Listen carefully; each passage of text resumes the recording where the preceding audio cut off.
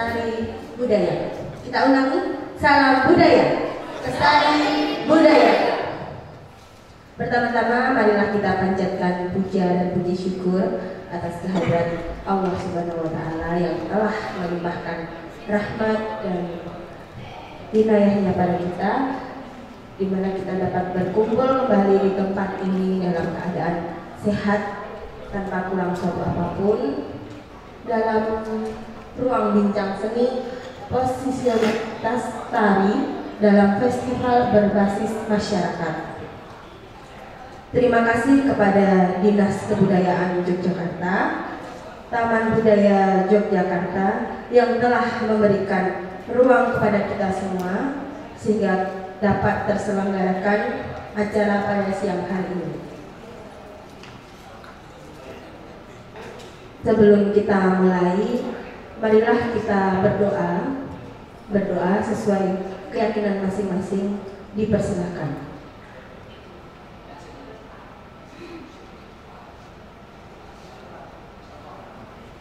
Cukup. Acara selanjutnya adalah menyanyikan lagu Indonesia Raya. Kepada seluruh hadirin yang hadir, dimohon untuk berdiri.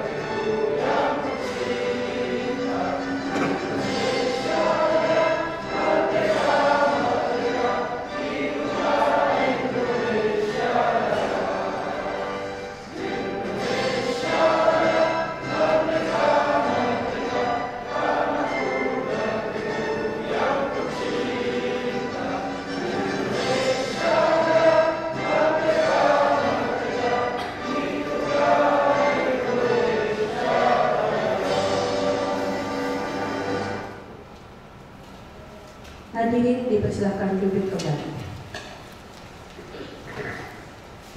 Selanjutnya sampai pada acara inti, diskusi kita pada siang hari ini akan dipandu langsung oleh Bapak Riben Nurfi Jayanto, SSNMA. Riben Nurfi Jayanto adalah seorang dosen etnomusikologi Institut Seni Indonesia Yogyakarta, juga seorang penggiat kebudayaan dan peneliti musik etnis. Kepada Bapak Riben, saya undang untuk maju ke depan.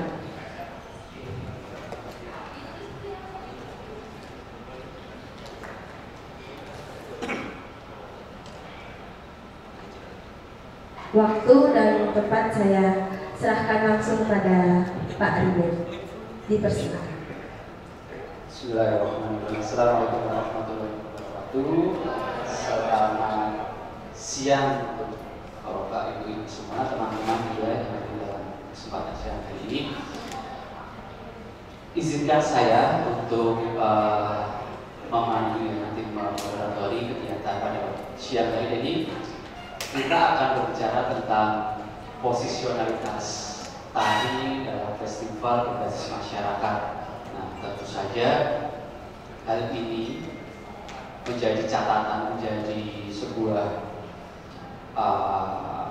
diskusi yang cukup mendalam akhirnya. Kenapa? Karena kalau kita berbicara tari, tentu saja yang kita kenal saat ini tari ya berada pada posisi ya untuk apa, hiasan ya, sebagai hiasan dalam suatu event, sebagai hiasan dalam suatu pergelaran tertentu, tetapi sebenarnya ada sesuatu di baliknya. Nah, ketika dia dimasukkan dalam ruang festival berbasis masyarakat, tentu saja akan berbeda pemaknaannya.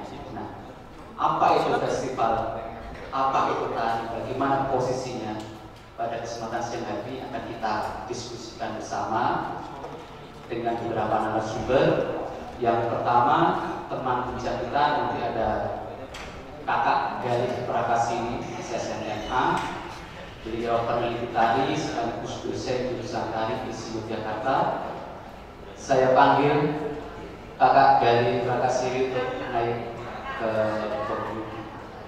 Jadi saya panggilnya kakak aja. Ya, Kakak Galih silakan untuk menempatkan posisinya. Berikutnya adalah Kakak Kuset Alifah Hadi, MA.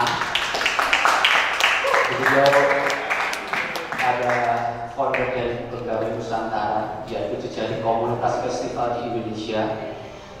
Beliau juga pendiri koalisi seni, ya, forum advokasi seni di Indonesia. Berikutnya ada Kakak Ferry Adria. Beliau legend. Kakak Ferry Adria itu ini kalau dilihat dari legendanya, ini penari loh Mas Inas. Ini penari, iya.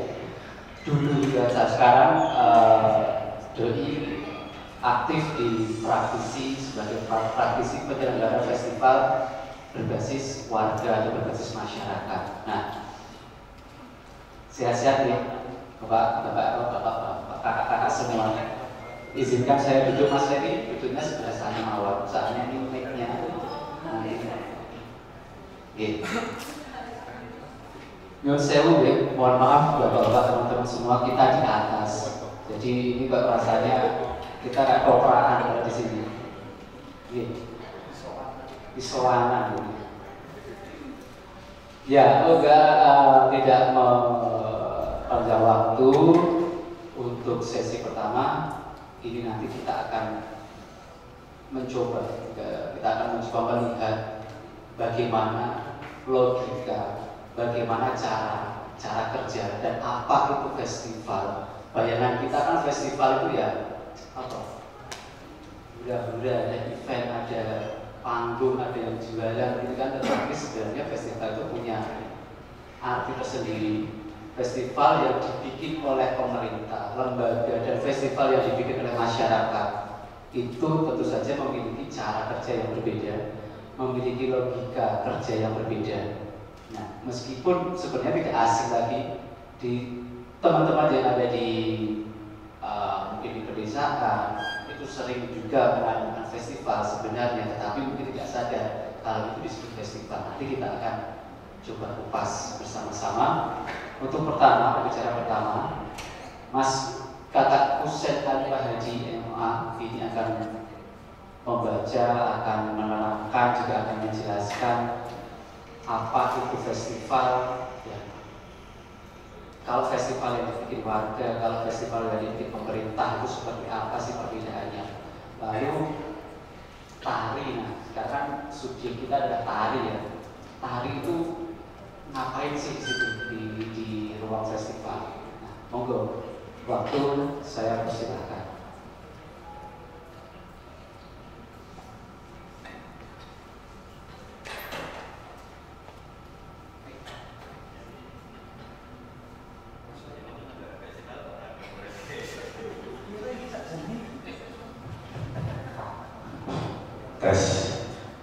Selamat siang, Om Swastiastu, Namo Buddhaya, salam kebajikan, Rahayu, Rahayu, Rahayu, Assalamualaikum warahmatullahi wabarakatuh. Teman-teman, terima kasih saya dihubungi Mbak Galih. Jadi saya tidak pede tapi merasa berbahagia menjadi bagian dari masyarakat tari Yogyakarta di sini. Nama saya Kusen Ali. Saya waktu TK belajar tari di sini. Pentas di TVRI. Jadi salah masuk sini aja. Di pembukaan tadi ada lagu salah satu syair. Selamat datang Mas Yusuf, Mas Ferry. Lagu itu salah satunya syairnya, di sanalah aku berdiri. Jadi kalau tari itu saya di sana, tarinya di sini, saya di sana. Tapi kalau festival di sinilah aku berdiri. Jadi nanti saya akan memulai dari di sini saya berdiri, lalu nonton yang di sana. Karena diprovokasi lagu Indonesia Raya tadi. Ini judul saya menirukan tor yang dikirim, posisionalitas tari dalam festival berbasis masyarakat. Saya Kusen Ali, sekarang bekerja di Yayasan Umar Khayyam dan Koalisi Seni, tergabung di Teater Gandri. Jadi matanya sering nonton orang tari lah, itu kira-kira. Tapi jalan saja males. Itu teman-teman dua itu anggota Gandri, kepengen melihat kepalesan saya ngomong tari itu, pasti. Monggo silakan Pak. Nah ini teman-teman, saya tak mencoba festival berbasis masyarakat itu sebenarnya apa gitu. Saya sendiri kok kesulitan mencari referensi yang membuat deskripsi tunggal atas festival berbasis masyarakat. Kita sendiri misalnya punya nama-nama untuk itu. Di Sumatera Barat misalnya Alek Nagari, ada di desa-desa itu Kataman Quran, pesta pernikahan, perayaan 17 Agustus meskipun milik negara tapi berhasil ditubuhkan menjadi milik warga ya. Jadi ukurannya lain. Mereka ukurannya bukan upacara bendera tapi menang lomba neker misalnya gitu ya. Bersih desa, kita di Jawa lihat banyak bersih desa, hilal, pegawai itu kenapa gawe memakai nama pegawai Nusantara. Secara umum sederhananya EO-nya itu warga gitulah, itu pegawai. Festival berbasis masyarakat itu biasanya EO-nya warga. Cuman kalau sesederhana itu di dunia yang fana ini, kalau teman-teman pernah berhubungan dengan negara itu kelihatannya semuanya EO-nya warga itu. Proposalnya EO-nya nanti warga, bahkan nanti kalau nonton Basting itu perimbangan keuangan subsidi warga sama pemerintah kayaknya berimbang. Sebenarnya yang kerjakan EO ya. Atau kelas menengah itu lulusan-lulusan isi yang kalau nyanyi agak-agak palas, pentas gak laku-laku aja di panitia gitu ya. Biasanya gitu. Saya juga di UGM itu gak laku-laku gitu aja di panitia. Nah itu juga. Tapi begini teman-teman, saya itu punya ukuran pribadi. Biasanya festival berbasis masyarakat itu bergerak ke arah seperti ini, ke arah itu semacam institusi pendidikan publik. Jadi misalnya di acara Ramadan yang 1 bulan itu kami misalnya waktu muda itu belajar nakal ya di sana, tapi belajar bisa baca tulis di sana, belajar berteman di sana, belajar berkelahi dan memaafkan juga di peristiwa itu.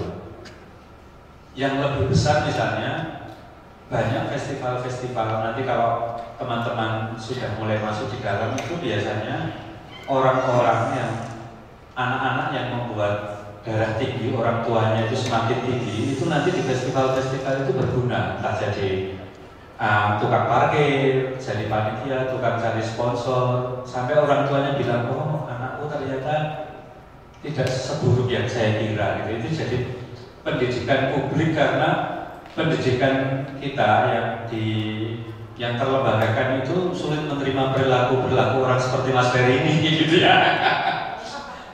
Yang lebih jauh lagi, banyak peristiwa festival warga itu semacam katarsis diri ya. Misalnya, yang paling sederhana dia patah hati, stres gitu, ikut kegiatan festival olahraga selesai sehat gitu.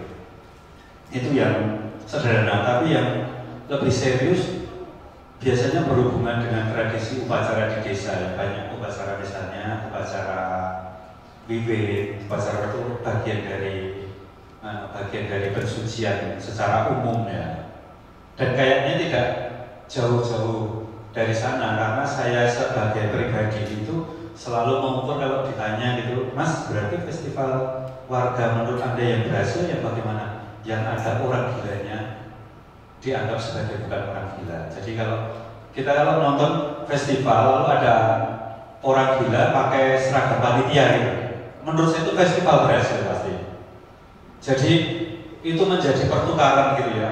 Bapak struktur desa itu duduknya di bawah, lalu orang gila itu ngatur-ngatur. Itu kan keriangan seperti itu muncul di teman-teman kalau nonton festival yang hidup dan dihidupi warga kayak gitu. Anak-anak boleh bermain kemana-mana. Dia bapak lurah, atau kalau dulu bapak dandim itu main ketoprak, lalu jadi orang jadi pembantu di dalam ketoprak. Ada pertukaran peran di sana. Orang bisa melakukan pensucian diri pada peristiwa itu.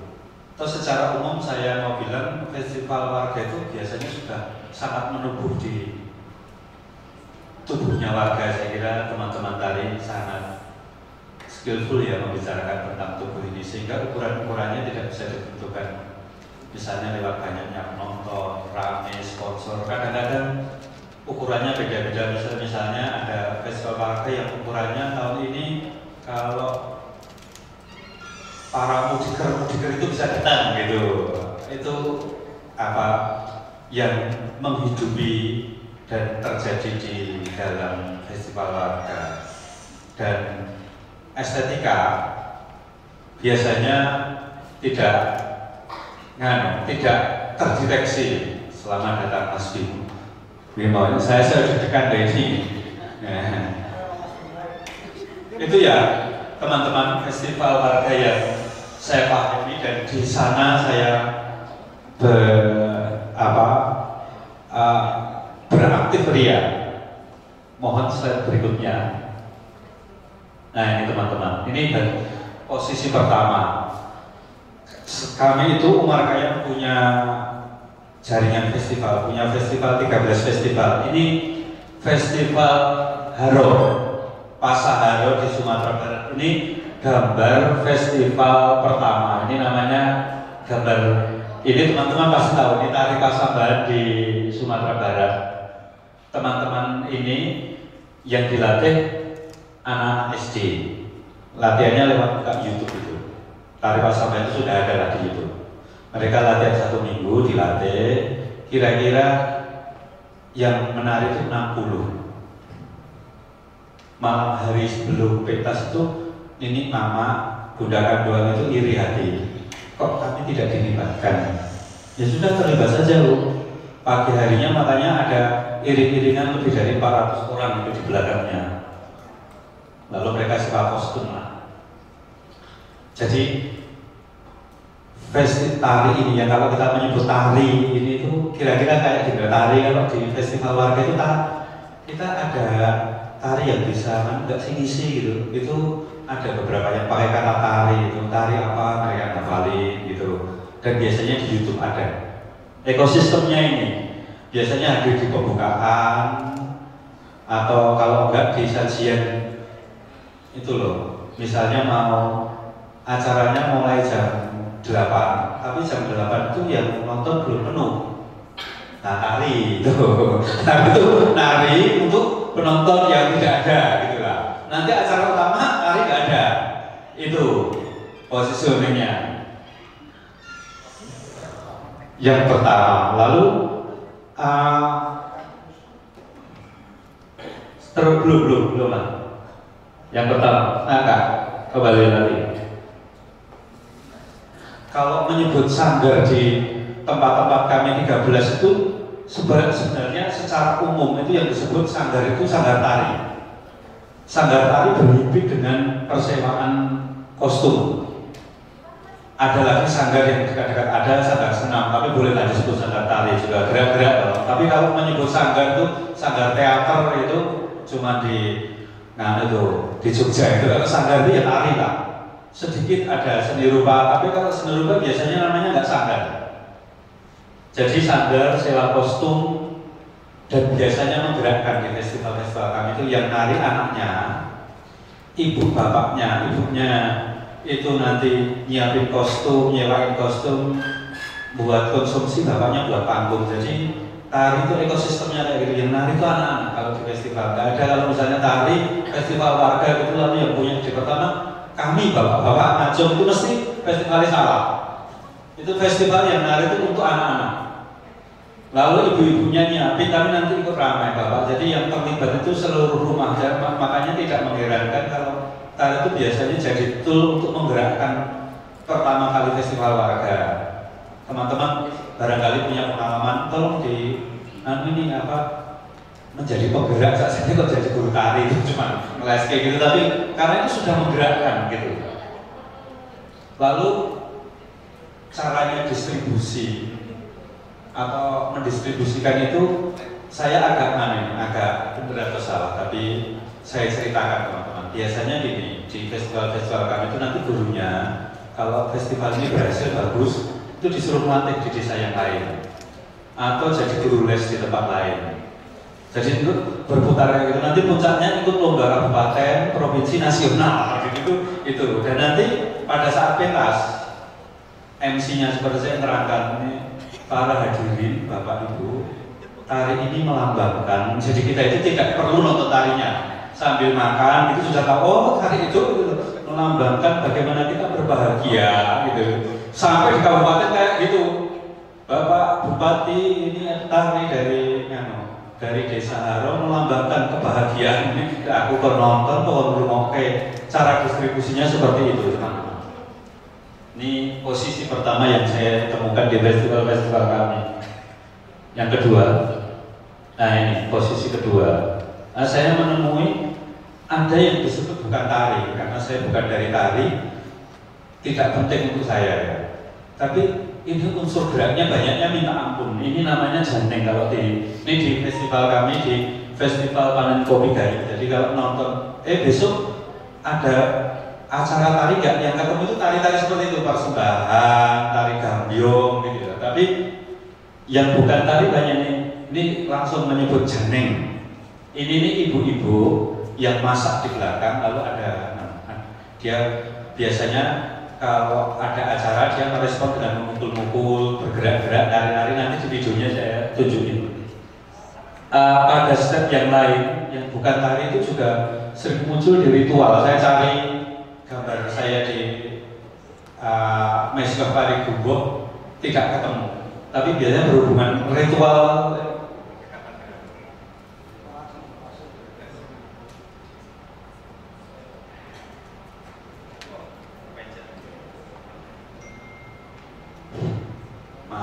Kalau menyebut bukan tari itu akan banyak ritual atau secara umum menyebutnya seni pertunjukan gitu malah banyak ketemu teman-teman.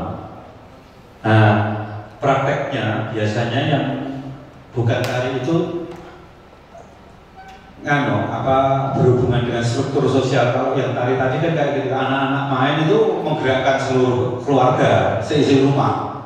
Tapi kalau yang bukan tari ini tidak seluruh rumah. Jadi ini misalnya tari ini tuh ibu-ibu bapaknya radong, ibu-ibu melakukan janeng itu, ibu-ibu bapak-bapaknya di luar kerokok, anak-anaknya main sepak bola, tidak terhubung gitu. Cara distribusinya nanti ini saya silahkan berikutnya, slide film berikutnya teman-teman. Semoga videonya hidup ya. Ini teaser kami di Festival Panen Kopi Gayo.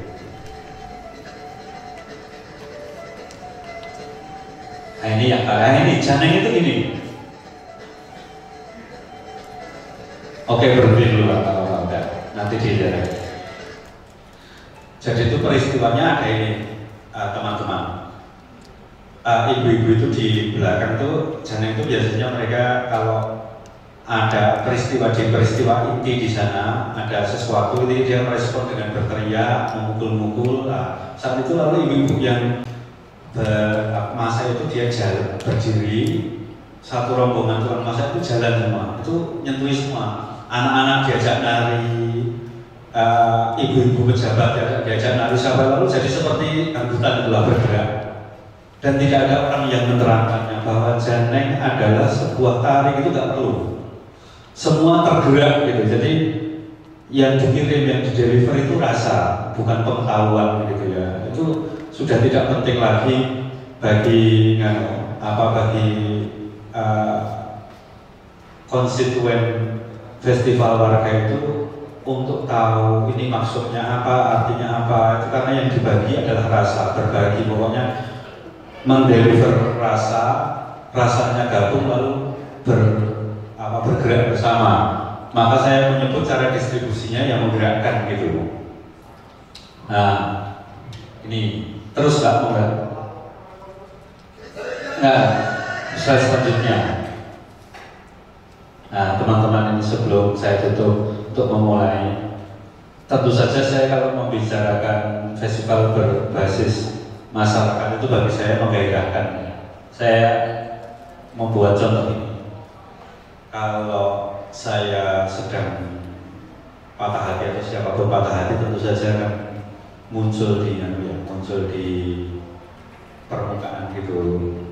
Orang tahu terus, orang tahu sisiran, pakaiannya nggak ganti, tapi nanti kalau sedang senang atau sedang jatuh cinta gitu berubah sama sekali. Pakaiannya rapi, biasanya nggak kelihatan ganteng, nanti kelihatan itu. Jadi ternyata rasa itu bisa menjadi basis perubahan. Kalau dalam arti sesempit itu, dari mulai yang nggak terlihat rapopro sampai di foto itu menyenangkan. Di dalam festival berbasis masyarakat itu kami bekerja, kira-kira kami membawa itu.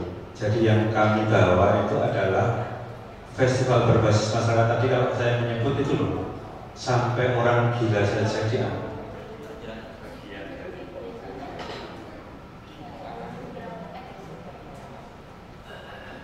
Tes orang gila saja dianggap sudah bukan gila lagi, menjadi bagian masyarakat umum gitu, bisa berinteraksi. Jadi waktu kami sama-sama membuat, kan sebenarnya rasa itu bisa menjadi elemen perubahan. Kenapa tidak kita bawa ke buru perubahan dalam arti yang lebih besar, misalnya masyarakat ya. Sesederhananya gini, kalau di sebuah desa itu angka stunting tinggi, kita kan gini kan biasanya kalau festival itu di hilir perubahan. Nanti kalau gedungnya sudah jadi, Mas Kusen dan teman-teman tolong diisi ya. Apa itu lah festival apa nari-nari gitu, itu di hilir perubahan. Kalau nonton potensinya kayak gini, sebenarnya festival bisa berperan dari ujung perubahan. Misalnya menekan angka stunting itu di festival kami. Karena kami meyakini dalam arti kecil kayak gitu rasa bisa membawa perubahan. Dan pada kasus-kasus festival kami di 13 itu jadi elemen penting perubahan. Di Haro itu waktu kami datang menjadi desanya desa di bawah garis kemiskinan. Sekarang tentu saja desa sudah mau bukan desa maju mereka. Dan programnya pun program festival misalnya di Ciamis itu ada festival yang laku, itu programnya pada festival itu satu rumah satu sarjana, karena festival itu hadir di lingkungan orang tua, lingkungan masyarakat miskin, sehingga yang menyebabkan penduduknya pergi merantau menjadi TKI untuk menyelamatkan ekonominya gitu ya. Jadi mereka menerka kenapa ekonomi mereka dulu kurang, karena pendidikan kurang. Jadi programnya sangat tidak berhubungan dengan festival-festival, dan programnya satu rumah satu sarjana. Saya tulis di sana tari, positioning tari di dalam festival warga mau seperti apa. Kalau saya sendiri sih merasakan kalau pakai kata tari itu yang saya dapati seperti yang di atas tadi ya, sanggar, ekosistemnya jelas gitu, bisnis tari, les-lesan tari, nanti jadi ekstrakurikuler. Puncak-puncaknya itu lomba di tingkat nasional. Itu kalau pakai kata tari ekosistemnya jelas, lalu bisnisnya juga jelas. Tapi kok saya merasa mengecilkan tari ya.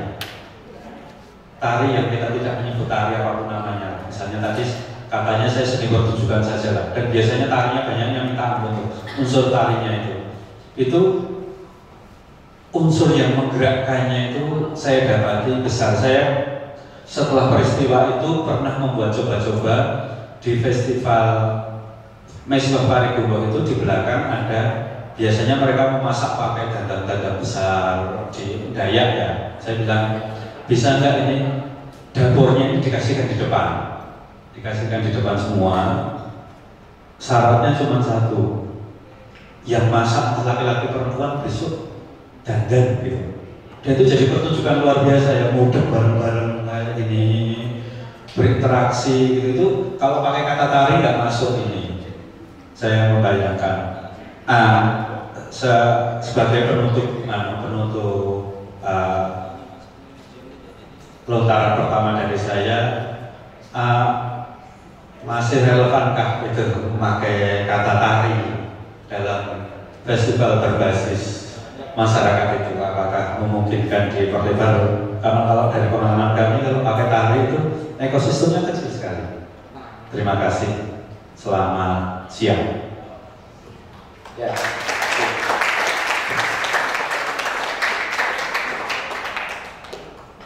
Ada sesuatu ya Mas ya. Jadi ketika kita berbicara tari, ketika masuk ke festival dengan istilah itu saja seakan-akan terlalu sempit. Maka perlu dibaca ulang lagi, masih relevan nggak? Ya, nanti kita diskusikan bersama-sama. Sebelum kita jauh melangkah, ini nanti silakan ya teman-teman paparan jika ada yang disampaikan, jika ada yang mungkin kurang sependapat atau punya pendapat lain, monggo untuk diutarakan dan kita bicarakan bersama-sama. Berikutnya, nah ini kalau tadi Mas Kakak Kusen ini berbicara tentang festival dan logika-logika yang ada di dalamnya, sekarang kita beralih kepada bagaimana kalau dalam tari itu kan tentu ada praktik artistik, kalau estetik gitu ya. Keduanya itu menjadi satu bagian dalam sebuah festival.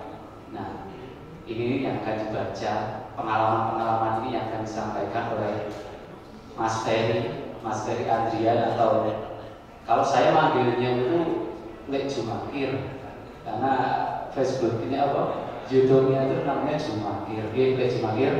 Nanti silakan Lek Jumakir akan menyampaikan bagaimana sih kalau dalam tari praktek artistiknya seperti apa, praktek estetiknya seperti apa, dan bagaimana ketika itu dimasukkan atau dalam ekosistem sebuah festival berbasis masyarakat. Apakah tari itu perlu dikreasikan atau tidak perlu? Seperti apa nanti pemaparannya? Silakan, Dek Jumakir. Bismillahirrahmanirrahim. Assalamualaikum warahmatullahi wabarakatuh. Salam sejahtera. Namo budaya, rahayu rahayu. Sebelumnya nuwun sewu, saya di atas, dan selamat datang senior saya, orang yang pertama kali membuat saya mendapat job di tari, karena saya anak tari, dan sekali lagi sampai sekarang jobnya masih ada. Saat itu festival tari, Mas Husen, kalau masih ingat, Modern dan Intelligent. Selamat datang Mas Bimo Iwanto. Matur nuwun. Dari festival Anda saya memilih menata tari di balik layar. Matur nuwun. Dan tak lupa sahabat saya yang dulu bergabung dan insya Allah besok akan nggak tahu bikin orderan ditembung sekalian, ada Mas Bimo, saudara saya, guru saya di manajemen produksi, Mas Besar Widodo, yang dulu kita gabung di komunitas bicara tari dulu.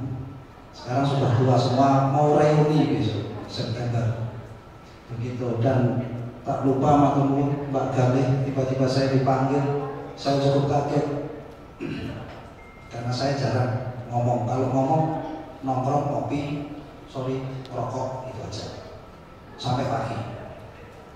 Biasanya sih ngejak Mas Bimo nong pinggir jalan, estetik banget nih. Besok festival Rembuk Kabudaya, keren. Mas Husen tadi matur nuwun Pak kali sudah diundang. Mas Husen sahabat saya juga orang luar biasa, udah lama banget nggak ketemu. Padahal ya sak yujo, tapi memang jam terbang beliau itu lebih Superman. Jadi udah festival se-Indonesia Raya ini nanti Mas Husen kok, yakin beliau. Dan matur nuwun Mas Ribet. Sekali lagi matur nuwun semuanya, mohon maaf saya jago dhuwur nggih Om Bimo dan teman-teman semuanya. Saya tidak akan menyampaikannya sekeren beliaunya yang sudah S2 dan sangat metodologis dan keren gitu. Saya ini memang tari dan saya langsung menjawab. Posisi ini saya bilang bahwa sangat mengkerdilkan. Jadi sebenarnya kesimpulan saya ungkapkan di depan. Kenapa? Saya sepakat kalau tubuh adalah tempat bergerak, banyak isu yang akan ditangkap di sana. Sebuah hal yang sebuah ekspresi di tubuh ini apapun, bahkan ketika diam. Kalau menurut saya ada isu tentang gender, ada isu tentang politik, ada isu tentang keberagaman, dan apa yang kita rasakan pada saat itu. Saya sepakat Mas Husen. Semoga segera menjadi profesor. Tak dukung pokoknya. Aku bocah mau Mas. Jadi saya sepakat. Itu yang kita santai aja. Jadi kesimpulan saya bahwa apa ya, tubuh itu ya kita. Makanya saya bilang bahwa kalau saya anak tari dan wakil Mas Husen, statement saya kedua, saya bukan anak tari, saya bukan koreografer, saya penata gerak-gerik. Saya penata gerak-gerik. Saya bukan koreografer. Karena sekarang saya memang aktif di manajemen dan saya merasa bahwa saya berkarya dengan tubuh saya di manajemen seni pertunjukan di balik layar.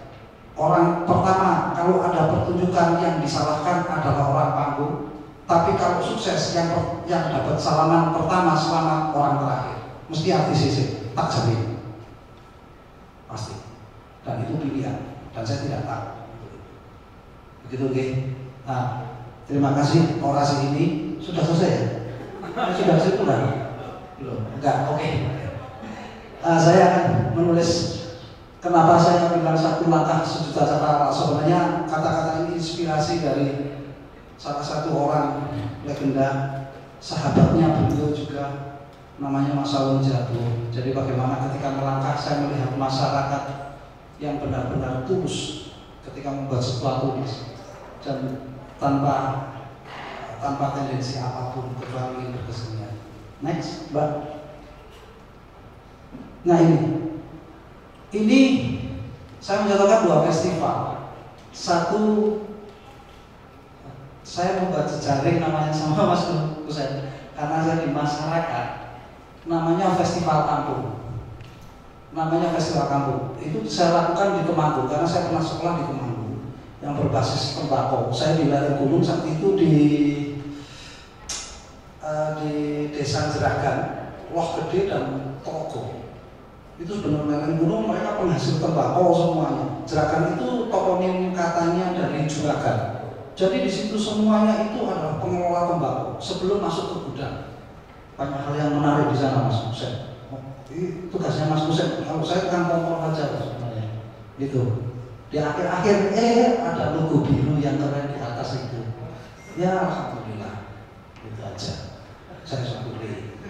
Nggak tahu, saya nggak pikir berapanya, nggak tahu. Pokoknya itu festival.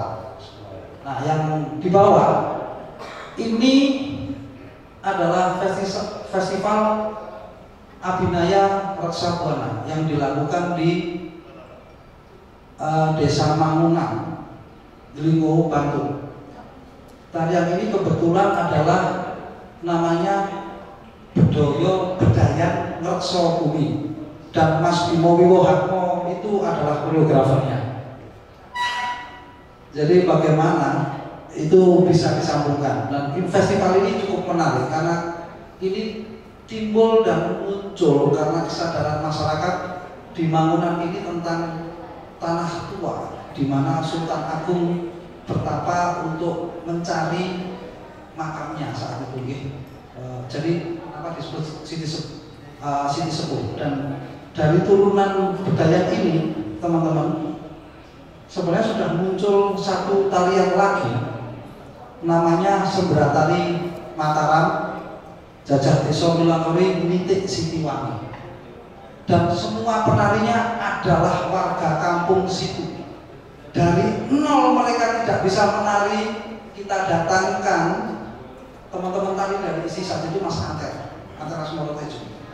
Kita beri workshop sudah berapa tahun? 8 tahun. Akhirnya teman-teman tari itu yang menari sendiri.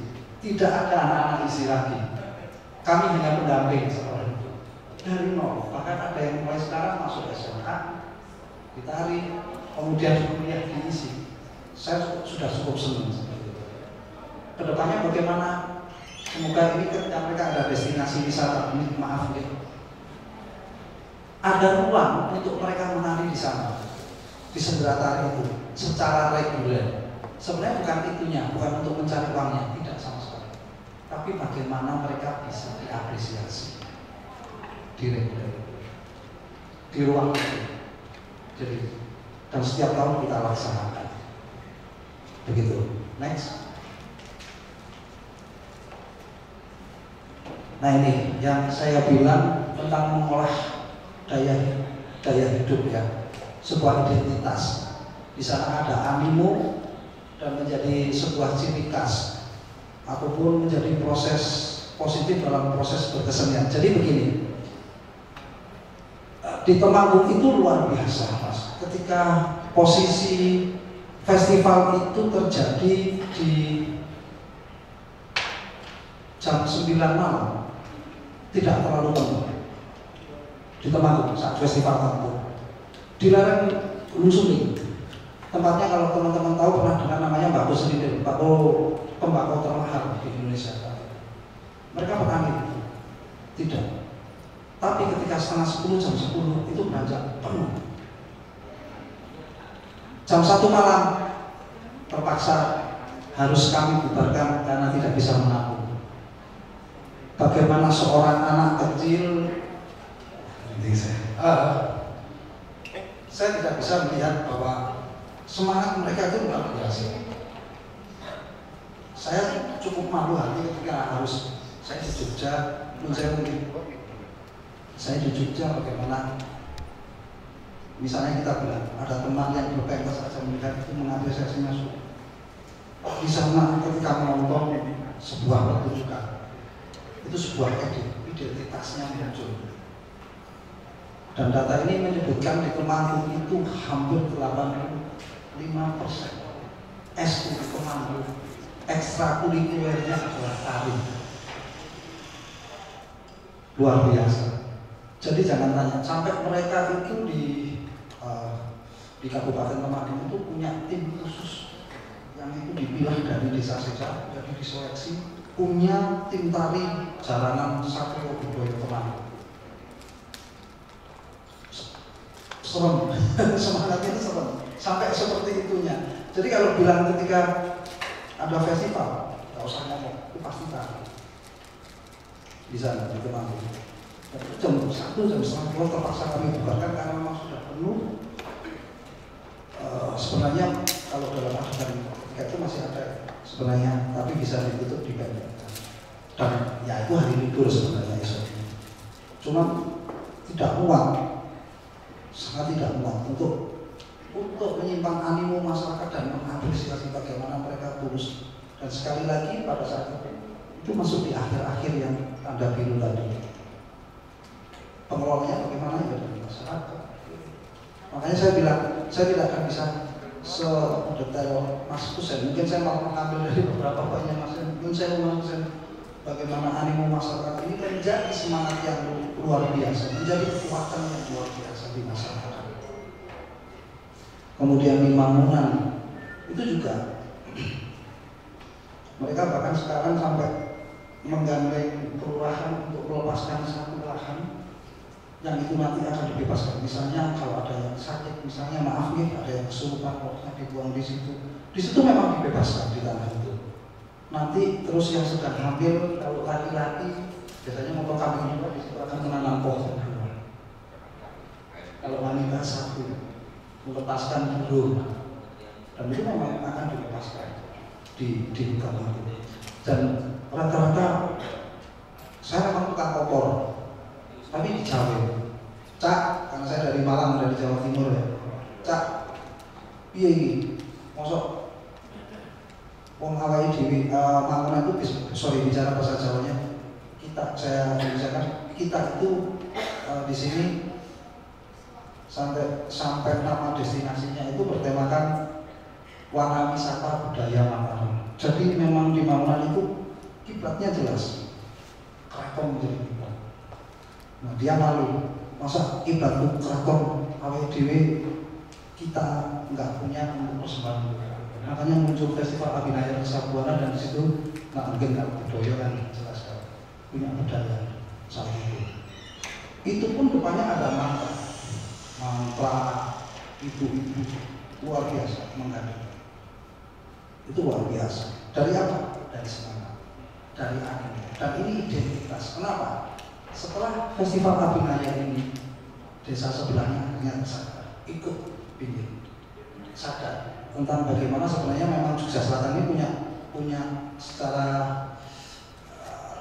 geografisnya itu memang peninggalan purba dari sana. Dari situ muncul ternyata banyak sekali ada budaya yang itu sebenarnya mereka nggak ikut festival sebenarnya, pokoknya pentas gitu aja.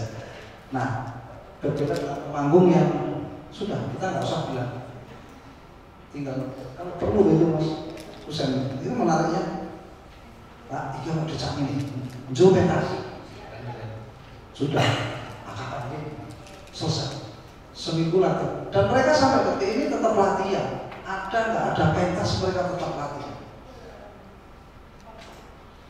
tidak pernah ada kata bosan dari mereka. Bosannya adalah bagaimana justru tentang teknikal, tentang tari. Nah ini dibutuhkan teman-teman tari sebenarnya untuk itu. Seperti itu. Oke, yang berikutnya Pak. Nah, ini yang saya bilang, mengolah kemungkinan menjadi kenyataan sebuah manajemen segi kerakyatan. Jelas, kalau kita di masyarakat, apa cara pola hidup kita jelas, bergotong royong, saling membantu. Percaya boleh, tidak boleh. Mungkin nanti beliaunya bisa menambahkan. Matur ya Mas Bimo, sudah bantu masyarakat Mangunan gitu. Luar biasa Mas. Saya sahabat Mas Bimo saat itu. Karena kita memang nggak ada duit, tapi kita punya keinginan dan bisa melaksanakan. Kayak tadi itu beli bunga, kayak tadi itu sebenarnya Pak W tadi itu di saat sebelumnya itu mereka semua masyarakat itu dari 7 pedusunan kumpul semuanya. Bawa masing-masing air, bawa pusakanya, diarak keliling dan terakhir akan ditutup oleh pedagang. Sebuah pergerakan masyarakat. Kalau katanya Pak Peter, apa yang menjadi saat itu apapun menjadi permasalahan apa? Mas Husein, Mbak Gali yang Peter apa? Yang kemudian etnografi humor atau apalah. Numpuk di situ jadi satu. Semua ekspresi di situ jadi satu. Saat suka tidak suka dengan seseorang tetangga atau tidak suka dengan lawan tidak akan ada. Tapi menjadi satu ketika berbudaya dan mereka memilih tubuh untuk bergerak. gitu. Saat di bawah itu juga iya. Mereka punya gerakan-gerakan sendiri sebenarnya di situ. Jadi mengolahnya ternyata bagaimana, dan disinilah sebenarnya proses belajar kreatifnya di situ. Kalau biasanya kan di kampung itu namanya ketua panitia, terus si perlengkapan. Kalau enggak malah namanya si pakaian. Tahu teman-teman? Saya tidak tahu teman-teman. Pakaian itu orang yang bikin teh. Jadi pakaian itu minum teh, namanya pakaian. Kalau maksud saya kata seperti itu. Sinoman ya. Sinoman ya. Kita bagian dari budaya itu. Sinoman kirim terbang ada dewe. Jadi pakaian. Ya nggak apa-apa. Justru kita mengenalnya. Kalau saya pendekatan saya sedikit belajar dari besar dari Om Bimo yang punya festival seperti itu. Di situ kan sebenarnya dibutuhkan energi kita. Saya belajar. Saya merasa bahwa kalau saya mendampingi masyarakat, bukan masyarakat yang belajar pada saya, walaupun di saya justru mengajar. Bukan itu. Saya yang belajar kepada masyarakat. Mereka yang punya ilmu. Dari situ kita bisa mengambil kesimpulan. Tidak tiba-tiba saya dapat Jeplin Smith di jurusan tari, saya bawa dan awal-awalin sampai detik. Enggak. Kalau saya sih, kalau Jeplin Smith suruh menghilang secara perlahan, mungkin maksudnya gerak. Kalau saya menghilang serpol, ting ting ting hilang. Besar ketawa kalau urusan itu, tahu dia. Enggak, bukan saya, bukan. Kita harus kritis. Kalau kita seorang kita pernah belajar tentang seni itu. Sorry ya Mbak Ali, mulai ya, udah saya isi ya. Jadi, tapi bagaimana justru diri kita belajar metode-metode yang sudah ada di situ. Bagaimana itu dileburkan kepada masyarakat dengan metodologi yang kita temukan. Itu pembelajarannya di situ. Saya mengenalkan, nggak perlu pakaian itu dihilangi. Tambahin mawon, seksi konsumsi. Niki bagiannya adalah pokoknya ampun ngurusi liyane. Teh total gulone pinten, yok nopo cukupe panitia berapa. Nah, sebenarnya sama. Kalau kita di sini saya panitia, misalnya sirkus balap pentas di atas, kamu seksi konsumsi, bahasa kerennya job desk-nya, kamu gitu. Itu menarik di masyarakat. Jadi justru manajemen seni kita kenalkan. Oh, ngoten nggih Mas, ten seni niku ngoten. Betul, Bu. Wah, berarti niki lek ketua niki nggih mboten, niki jenengan malah keren. Sebenarnya orang awam itu keren, punya istilah-istilah sendiri. Kita masih minum ke barat-baratan. State manager. Ya, rencananya teknik dan montasel. Ya, gitu. Jadi sangat menarik. Ketika berbasis masyarakat itu, kita itu sangat tahu. Kalau tadi saya mengutip Mas Kusen, festival itu akan berhasil ketika ada orang gila yang berseragam panitia. Kayaknya aku ini diratu saja. Jadi ketika itu lucu, tapi menarik ketika harus, Bu, sekarang saatnya. Misalnya ada Mas Bro gaweane pimpinan panggung. Sekarang masuk panggung. Bahasa yang ringan, masuk panggung, keluar panggung. Kadang-kadang kita orang-orang pertunjukan malah kayak metu, langsung posting, metu di panggung masuk. Itu kan manajemen, state management, betul ya? Seperti itu. Jadi doktrin keseniannya itu masuk di sana. Bagaimana berkesenian? Mereka berlatih. Kenapa? Mereka bekerja. Setelah bekerja, bisa nyalakan kapan? Barisa. Ampun barisa. Tapi pun Mas boten sakit, nggak bisa Mas. Ya nggak apa-apa. Sekarang dikasih waktu jam 7:30, tepat harus mulai. Berarti datanya adalah jam 7:04 untuk mempersiapkan diri. Dari situ kita ada belajar tentang profesionalisme, tentang tanggung jawab, tentang disiplin. Berarti itu mengelola sebuah manajemen sebenarnya. Ini bagian dari manajemen. Sangat krusial dan sangat dasar sekali tentang hal kayak gitu. Nah, itu. Next. Nah ini juga tiga poin yang penting, yang mengolah hening dalam kebisingan, dan itu ada satu poin lagi yang mengolah hening dalam kebisingan. Jadi sebelum festival itu berlangsung, kita nabung, masyarakat itu nabung. Mas, pokoknya tiap tahun harus ada pentas. Bahkan dari tidak punya kostum, mereka berani urunan. Jadi ketika nanti 17-an mereka sudah bisa itu. Nah ini juga saya lakukan di Mangunan dan Temanggung saat ini ada workshop itu mendatangkan, termasuk setting Mas Husen Pak Kale. Ada BMI yang berdiri, karena kan Mangunan banyak bambu. Akhirnya bikin bambu yang di mitosnya itu mengelilingi Sultan Agung itu dari bambu kita setting. Nah doktrin seninya di situ sebenarnya, tular ilmunya. Kesimpulan saya adalah tetap tari adalah sebuah pilihan dan tetap menjadi bahasa tubuh, ekspresi kejujuran dalam sebuah ajang festival, menjadi identitas sekaligus kebangsaan maupun menjadi pola hidup sehari-hari dari masyarakat. Jadi sekali lagi ini adalah bahasa ekspresi tubuh. Saya masih ingat sekali ulasan saat itu Nun Sewu juga yang wartawan senior pepunden saya, selamat datang Pak Dekocil. Saya nggak tahu tulisan itu ditulis Pak Dekocil atau enggak. Waktu itu FKY ketuanya Mas Bambang, temanya salam damai dari Jogja. Saya masih menyimpan tagline saat itu bahwa festival kesenian Yogyakarta ujung tombaknya masih tari. Itu pernah dimuat di KR, di headline saat itu. Saya masih ingat itu ketua FKI-nya Mas Bambang Panilok, profesor ya teman-teman pasti. Jadi memang dan tari itu sebuah ekspresi tubuh. Anda mau marah, mau apapun bergerak pasti, dan itu tetap menjadi pilihan. Makanya kalau saya sepakat dengan Mas, jangan kasih kata kalau dalam sebuah festival, karena tak bahasa tubuh ini sangat luas tentang peratannya di sebuah festival. Pasti menjadi pilihan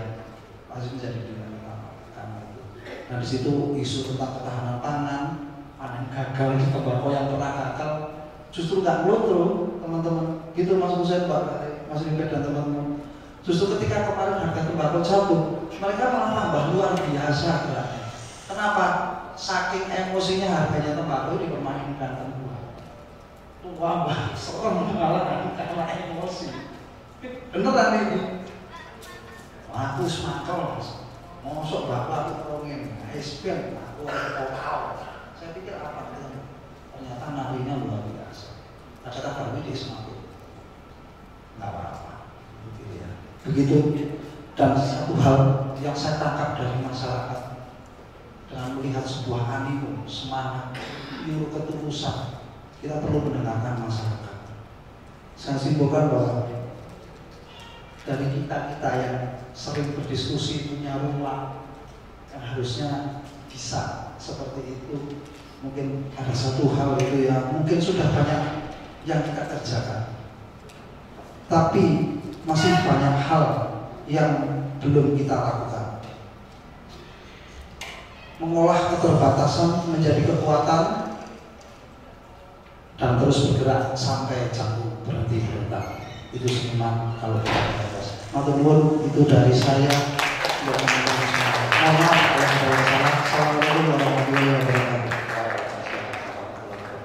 Ya, menarik ya Mas. Pertama poin yang terakhir tadi. Jadi ketika ada gagal panen dalam tanda kutip atau tembakau turun harga, salah satu bentuk protesnya adalah melalui tubuh, melalui gerak dalam ruang festival seperti itu. Nah, jadi maknanya menjadi luas ketika seni, tari, festival ini ingin ngomong apa kepada masyarakat seperti itu. Dan salah satunya ingin menyampaikan benar-benarnya terhadap situasi gagal panen itu tadi, menjadi lebih semangat. Nah, sebelum menambah lagi, terima kasih Mas Ferry. Kita nanti akan belajar ke kakak dari Prakasini, tapi kita akan coba lihat lagi. Saya pernah kemarin minggu lalu bertemu sama masyarakat di Merbabu, komunitas Merbabu itu kan. Mereka tidak punya ekspektasi ketika menyelenggarakan sebuah festival, yo gawe wae gitu kan. Ya, karena apa? Mereka lebih takut pada danyang daripada pada preman-preman gitu. Aku di lalu nek festival ini gak tak gawe, gak jeburan, nanti yang punya kampung, nah itu menjadi marah dalam tanda kutip. Dia gak punya ekspektasi bakal sukses atau tidak, yang penting ada seperti itu. Nah, posisional Lestari kalau di dalam kesenian-kesenian di masyarakat khususnya di Jawa itu identik kecenderungan larinya karena mitos-mitos tertentu dibangun, entah itu mitos yang sudah ada atau mitos yang baru. Misalkan kalau mitos yang baru yang punya Pak Sitras Anjing yang di Padepokan Cipto Budoyo, mereka membuat mitos sehingga masyarakat itu percaya terhadap suatu mitos, lembut dan sebagainya. Dibuatlah festival.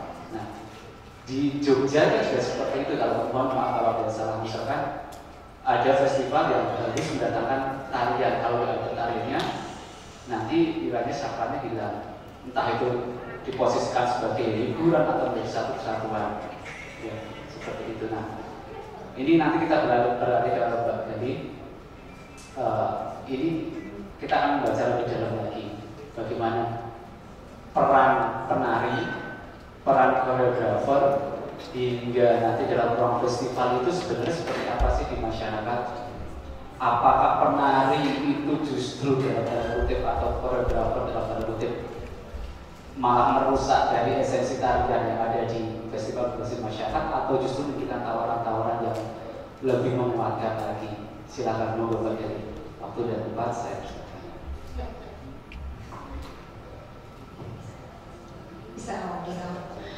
Baik, terima kasih. Selamat siang semuanya.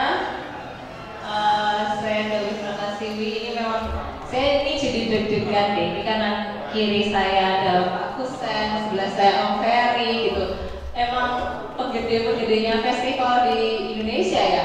Nah kalau Cak Ferry bikin festival di rumah saya masih SMP. Oh gitu sama Om besar. Iya benar mas. Iya jadi saya masih belum mengetahui objek dunia ini. Om Ferry sudah malah melintang di perfestivalan dan mungkin Mas Kusen juga lah ya mas ya. Oh masih muda juga. Kita selalu murah ya mas. Oh iya benar. Mas Kusen kan adik kelas saya. Iya benar. Adik kelas saya di S2. Oke. Ini saya mau membicarakan tentang tari dan festival, tapi mungkin tadi benar ya diungkapkan oleh Mas Kusen ya. Ketika dipatok dengan kategorisasi tari, gitu kan itu menjadi agak bermasalah gitu, karena memang ini kalau kita ngomongin dari sisi pengetahuan memang sukanya pengkategorisasi ya, mana yang tari, mana yang bukan tari, mana yang pertunjukan, mana yang bukan pertunjukan, mana yang koreografi, mana yang bukan koreografi gitu. Tapi oke lah, saya akan mencoba meskipun tadi sudah dibabat habis oleh Mas Kusen dan Cak Ferry. Oke, lanjut Mbak. Nah ini mungkin kurang besar sedikit ya. Tadi sudah dibahas sih sama Mas Kusen sebenarnya festival berbasis masyarakat. Saya berangkat dari festival itu apa sih? Festif gitu. Berkenaan dengan sesuatu yang selebrasi gitu, dari spesial peristiwa gitu. Dan kalau di dalam masyarakat kemudian kita sering menjumpai di acara-acara seperti Merti Dusun, pesta panen, syukuran hajat. Tadi juga Mas Kusen sudah menjelaskan ini ya. Nah, next aja mungkin Mbak. Nah ini agak teoritis sih, soal bagaimana si Volmer dan Bostrat ini mendefinisikan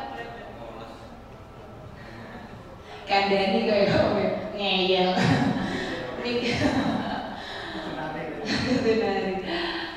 Ini tentang, jadi Volmer dan Bostrat ini di dalam salah satu book chapter gitu, dia membicarakan persoalan festival yang diselenggarakan di Berlin pada saat itu. tapi festival ini untuk sebuah protes dan perlawanan itu bisa disuarakan dari sebuah festival, dan dia kemudian memetakan bahwa apa sih yang disebut dengan koreografi gitu.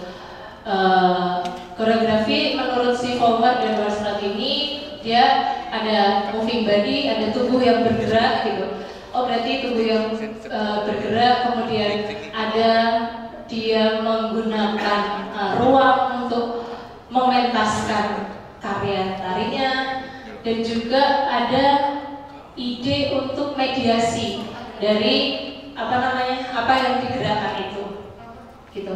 Lanjut. Nah ini posisi tari yang saya temukan ya, tapi mungkin tidak semuanya bisa saya cantumkan di sini, tapi ada beberapa hal yang mungkin bisa kita nanti elaborasi lebih lanjut tentang ini. Jadi tari mungkin ketika itu di dalam sebuah pentas pertunjukan festival jadi ruang juga ya, jadi ruang presentasi tari gitu. Bagaimana dia bisa menjadi subjek dan menjadi objek, tapi tidak serta-merta kemudian harus hanya menjadi subjek saja atau objek saja. Bisa juga itu menurut saya bisa berkelindan di antara keduanya. Kemudian tadi sebagai bentuk protes, resistensi juga bisa, dan yang muncul dari akar rumput. Kemudian ada kampanye, mobilisasi, konstruksi, ada tontonan, hiburan, dan di waktu senggang. Karena ketika saya melihat kemarin di Bandongan Magelang itu, mereka sengaja membuat kegiatan gitu setelah waktu kerja usai. Jadi kan di malam hari itu apa-ngapain sering kan kita juga di tempat-tempat yang lain juga sering kita temui gitu, karena tidak ada kegiatan, tidak ada kesibukan untuk ya kita saling bertukar sapa gitu, terus kemudian membuat acara dan membuat pertunjukan gitu. Nah, yang saya garis bawahi di sini misalnya di situ ada lembaga masyarakat, negara, dan sekolah. Dan di sini sih sebenarnya yang kemudian menjadi kegelisahan saya akhir-akhir ini, seperti ketika ada festival, ada tarian di masyarakat yang ditampilkan dalam festival, tapi kemudian ada ibaratnya interupsi, atau ada racun-racun, atau ada pengaruh dari akademisi misalnya gitu masuk ke situ. Jadi kiblatnya ada satu kiblat tertentu gitu yang menjadi tolak ukur. Jadi misalnya kalau di sini yang saya temui, yang saya maksudkan misalnya, ketika itu saya datang ke sebuah festival, kemudian ada sendera tari yang mengangkat tentang mitos atau cerita di wilayah setempat itu. Tetapi bentuk pertunjukan tarinya, bentuk tariannya itu seperti ajang-ajang lomba yang kita marak kita saksikan saat ini, kayak misalnya FLSN, Arada Tari, kemudian Sendera Tari yang ada di di Jogja gitu. Karena waktu itu memang saya menontonnya di wilayah ini. Nah, rasa masyarakatnya itu jadi hilang gitu maksudnya. Padahal itu berada di tengah-tengah festival yang katanya untuk masyarakat gitu. Kemudian ketika saya juga pergi ke daerah yang lain, jadi waktu itu saya ke Blitar, itu juga katanya ini tarian karya sana gitu, karya masyarakat setempat. Tapi ya itu lagi ada satu hal yang rasa masyarakat dan daerah setempat itu menjadi semua ada cenderung parameternya, ukuran-ukuran artistiknya itu kemudian mengarah ke acara-acara yang lebih besar dan yang lebih yang lebih mungkin dipandang lebih tertata, menjuarai di tingkat nasional dan seterusnya. Dan ini menurut saya jadi sesuatu yang perlu kita atau bisa juga nanti kita diskusikan bersama, bagaimana ini akan lanjutkan. Ya, lagi Mbak. Nah, kemudian saya mencoba, ini sebenarnya masih dalam penelitian saya. Jadi yang terakhir kemarin saya meneliti tentang dadi, tentang prosesi dadi, yang selama ini mungkin kita anggap sebagai sesuatu yang mistis gitu ya, karena ada proses keraluhan atau kesurupan gitu dari penari yang didatangi atau dirasuki oleh entitas yang lain, atau kemudian masyarakat menganggap itu leluhur, dipercaya sebagai sesuatu yang ya entitas yang lain yang hadir dalam tubuh mereka gitu. Nah, ini juga sebenarnya kalau ngomong tentang Anggo, jadi ini ada di dalam kesenian Anggo yang kita jumpai di Kulon Progo gitu. Kalau Anggo juga untuk disebut biasanya juga kadang disebut seni, lebih ke kesenian gitu ya, seni pertunjukan. Tapi juga banyak digolongkan ke tari gitu. Tapi kan sebenarnya dalam satu pertunjukan yang utuh untuk menyebut itu tari, ya itu tadi yang kayak yang diomongin Mas Kusen tadi gitu. Apakah tepat gitu? Karena kan kadang-kadang memang kategorisasi tari atau kategorisasi ke dance gitu itu agak kurang bisa mengakomodir semua yang sebenarnya terjadi di lapangan. Dan Anggo ini waktu itu saya melihat ada di acara party dusun di sebuah desa. Nah, kemudian ini penelitian lanjutan saya yang kemudian akan saya gali lagi adalah bagaimana Anggo ini menjadi medium untuk mengkonstruksi masyarakat. Karena dadi ini kan sesuatu yang dipercaya oleh masyarakat atau paling tidak komunitas yang melakukan itu ya. Jadi di komunitas Anggo itu untuk berinteraksi dengan leluhur yang pertama. Karena entitas yang lain ini, kemudian saya melihat bahwa karena entitas yang lain ini atau leluhur roh atau apapun menyebutnya itu susah untuk dibuktikan secara ilmiah dan secara saintifik gitu misalnya ya. Nah itu dihadirkanlah melalui tari yang hadir di ruang festival itu, yang ada di Anggo itu. Jadi dadi ini jadi medium mereka untuk supaya leluhur itu bisa dirasakan atau kehadiran entitas yang lain itu bisa dirasakan, terindra oleh penontonnya, masyarakatnya gitu yang ada di situ. Meskipun mungkin di dalam Anggo ini ada juga sisi profannya, ada sisi sakralnya gitu ya. Tapi kan profanitas dan sakralitas itu tidak terbagi secara saklek begitu saja, tapi saling ada pengaruh satu sama lain gitu. Maka dari ini kalau saya bilang kemudian menjadi dinyatakan, oh leluhur itu ada toh. Lewat apa sih? Oh ya lewat dari ini tadi gitu. Nah di penelitian saya sebelumnya sebenarnya dadi itu tidak bisa kita translasikan ke dalam trans atau possession begitu saja. Kan sering ya selama ini kalau misalnya ada jadilan atau apapun itu kemudian peristiwa kesurupan, peristiwa dadi itu tadi kemudian ditranslate begitu saja dengan trans atau possession gitu di dalam bahasa Inggris gitu. Tapi sebenarnya kalau bagi saya dadi ini jauh lebih kompleks daripada itu gitu. Jadi ada peristiwa yang misalnya dia hanya acting aja di dadinya seolah-olah dia kesurupan juga gitu.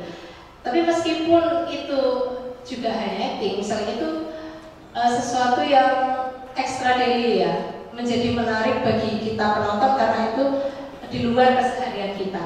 Nah di Jawa agaknya banyak hal-hal yang atau kesenian-kesenian yang ada sistem atau ada prosesi dadi di dalamnya. Meskipun ketika kemarin kita ke Bandungan kemarin ya di Magelang itu di daerah Windusari itu justru tidak tidak menjadi penting dadinya itu. Kalau di Jogja masih penting ya, jadilan itu masih banyak dadi terus kesurupan dalam tanda kutip gitu. Tapi kalau di daerah Wilusari itu sudah menurut mereka itu tidak menjadi hal yang point of interest gitu, tidak menjadi hal yang menarik lagi. Jadi mereka ada sesuatu yang lain, justru lebih koreografis, lebih ditata tariannya begitu. Itu yang rupa-rupa yang ada di lapangan yang selama ini saya lihat. Nah mungkin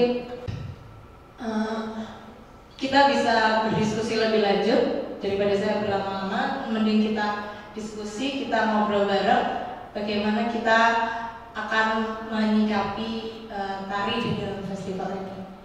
Gitu saja sepertinya, cukup dari saya ya. Terima kasih.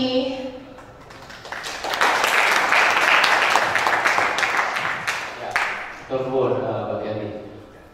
Untuk sesi berikutnya kita masuk ke diskusi tanya jawab. Untuk 3 penanya terlebih dahulu ya, Bapak Ibu ya. Silakan untuk teman-teman yang punya gagasan, punya atau ingin menanggapi atau ingin bertanya terkait dengan tari, posisinya dalam masyarakat itu seperti apa, dalam festival berbasis masyarakat khususnya itu seperti apa, atau masih ada yang kurang jelas, boleh ditanyakan. Silakan untuk 3 penanya, monggo. Ada yang mau menanggapi atau punya pengalaman bercerita juga boleh. Silakan. Kalau oke, 1, oke. 1 dulu ya, nanti mungkin sembari silakan.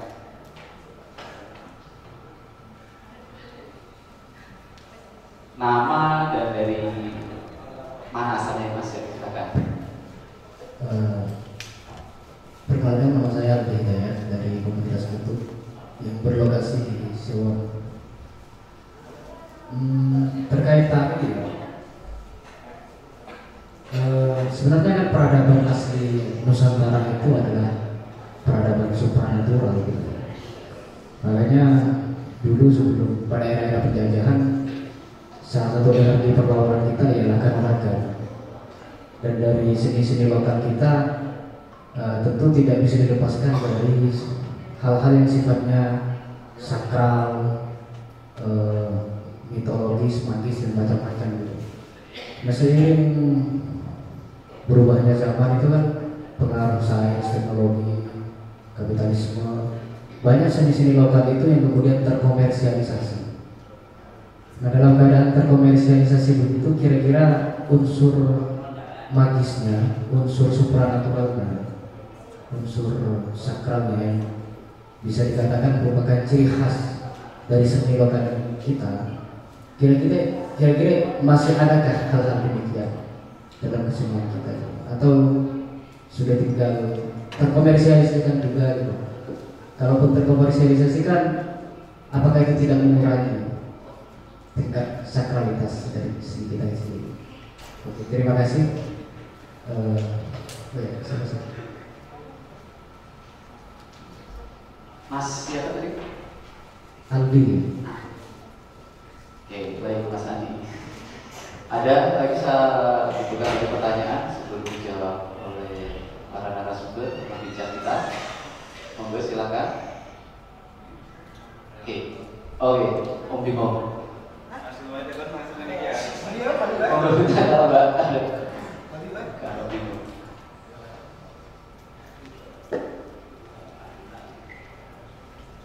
Terima kasih, selamat siang. Assalamualaikum warahmatullahi wabarakatuh. Kalau menurut saya, dari maaf saya salah, tapi bahwa sebuah festival yang selama ini bukan hanya di Jogja saja, tapi di mana-mana yang berbasis masyarakat saja memang banyak. Masalahnya kemudian bagaimana sebuah festival itu digaungkan, sehingga yang saya amati ketika ada satu festival, misalnya festival gunung, 5 gunung, itu bisa menarik berdatangan dari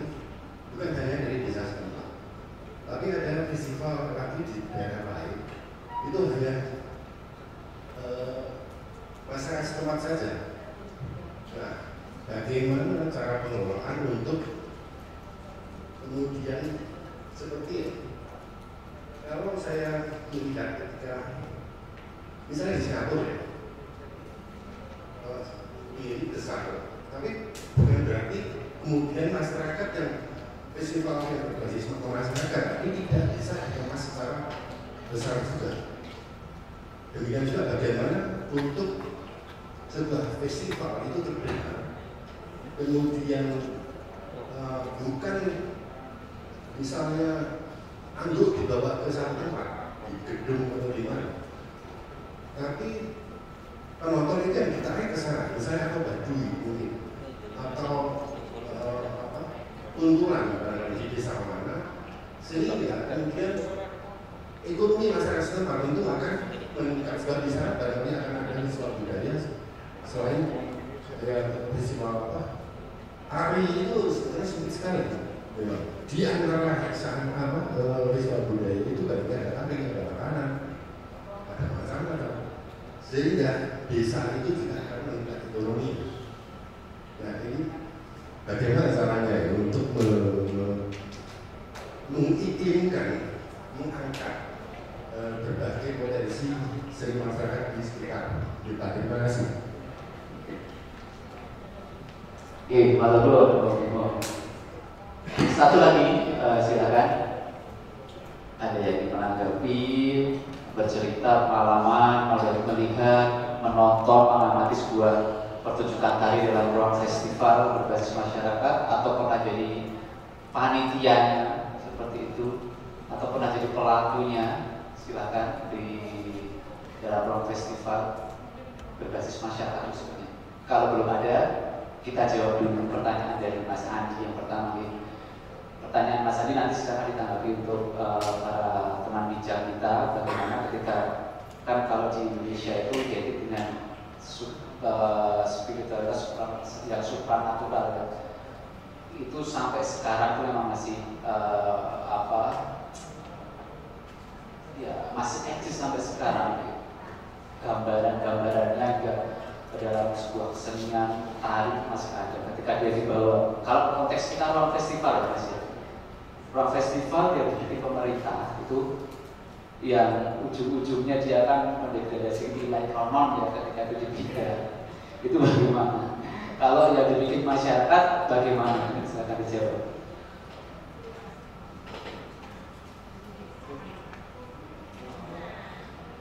Tes. Langsung dua. Ini dua pertanyaan hafalan. Tapi selalu sulit dijawab. Punya Mas Bimo itu liriknya sama, semua ditanya sama banyak orang. Cuman penyanyinya berbeda. Begitu dia yang pertama. Itu kira-kira pertanyaannya sederhana gitu. Itu kalau didol, nilai magisnya hilang nggak? Gitu. Jawaban pertama sebagai ilustrasi itu naik haji itu sekarang dibisniskan ya toh. Tetap banyak yang naik haji. Jadi yang pertama tenang mati mulai. Banyak literatur menulis semua pelaku seni, praktisi seni itu kalau di internasional ada istilah dulugi, peyinan. Semua pernah. Seniman yang tidak pernah melakukan peyinan itu ke laut sana aja. Dia tidak tahu ekosistem kesenian. Ada sisi peyi itu ada. Jadi ketemu peyinan, tiga ikutansi, jangan deg-degan. Jangan membayangkan kalau hal-hal yang sakral itu akan hilang. Itu sejak zaman mbah-mbah kita mandatori kayak gitu dilakukan. Itu yang pertama. Yang kedua saya kira Anda bisa search di internet. Memang dunia ini sekarang sedang keranjingan yang namanya komodifikasi. Kalau undang-undang kita menyebut komodifikasi objek pemajuan kebudayaan, atau bahasa sederhananya pariwisata, itu dipromosikan oleh Bank Dunia dan negara miskin kalau kesulitan mikir caranya bermaju di pariwisata. Itu banyak negara-negara miskin. Nanti salah satu yang diusulkan di Indonesia, makanya jenengan kalau nanti ikut seminar atau ikut pelatihan, ada pemerintahnya pasti atau ikut festival warga itu nanti kalau pemerintah ngomong ini bagus loh, tapi saya turisnya nggak ada. Itu maksudnya disuruh bergeser ke pariwisata, tidur gitu lah. Itu bukan fenomena Indonesia saja, Spanyol dilakukan, Afrika dilakukan. Jadi itu roda besar dunia yang kita, kalau istilahnya Gus Dur itu kalau ada kereta cepat itu kita ngadang-ngadang ini tabrak. Caranya kereta cepat itu agak lambat, kita masuk di dalamnya lalu ngoper dalamnya gitu ya. Itu yang pertama. Jadi jawaban pertama ini, jawaban kedua tentang itu fenomena dunia. Lalu yang ketiga, boleh punya saya di presentasi yang tadi yang menggerakkan tadi.